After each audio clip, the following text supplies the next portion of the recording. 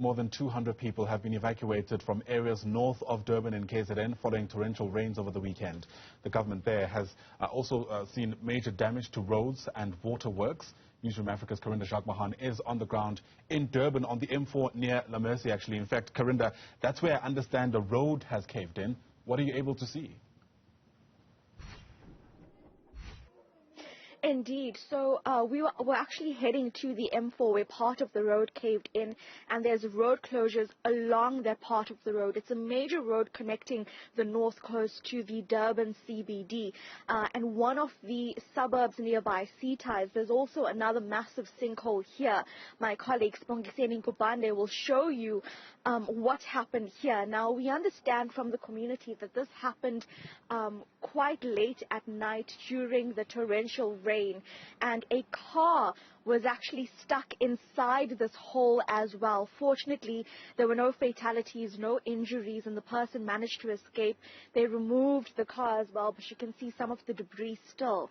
Now, the pipes that you are seeing as well, these are freshwater pipes, stormwater pipes, drainage, and electricity. And so this entire community has been cut off from these services. They only have, or some parts have electricity now. It's the thin black pipe, thin black line that you are seeing. That's the electricity line just hanging by a thread. But you can see my colleague Spo showing you that the road has completely broken through, and parts of it now cracked as well, threatening to fall through. Now, among the search and rescue teams here is one Nazir Sadak, who has been managing the disaster in this area. So thank you for speaking to us. If you can just go back to the night of torrential rain and just describe what happened in this community on the M4 and how the damage unfolded. Okay, so on Saturday when those torrential rains started, we did expect some kind of damages to take place. Unfortunately, we didn't realize that it's going to be up to this magnitude. So at approximately 6 o'clock, we got calls indicating that the M4 was starting to flood. And I then mobilized my team, and we started getting out together with SAP Search and Rescue and some of the other rescue teams as well, just to be on standby.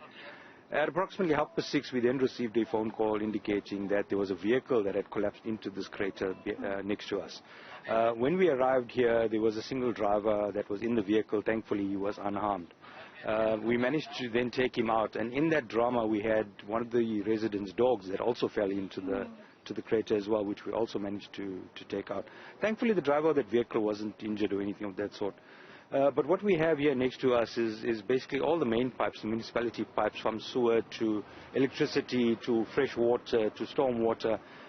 So literally this is causing chaos in our little town of Seaties.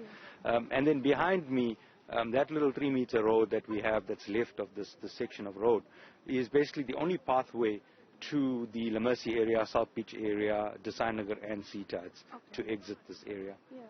So Nazir, also on the M4, that road has been broken down, no access. How is the community of La Mercy? Are they even able to get out of that community? So yesterday, some of the residents managed to source a TLB, and they cleaned out some of the mud that's blocking the M4. So residents from La Mercy can pass through that little section of road there as well. Okay. But going forward, this follows the April flood.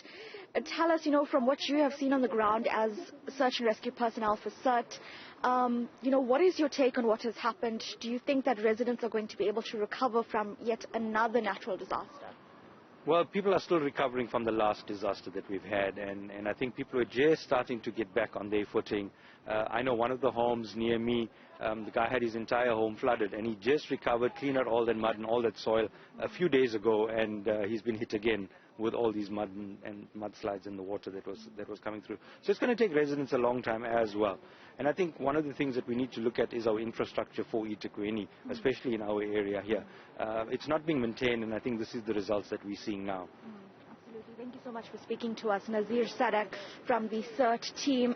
They are trying to manage traffic through this area because, of course, residents can't go down this pathway. The road absolutely caved in. We're going to try and give you a bit of a closer look here You'll see a drain has completely fallen through, remains of the vehicle that was here.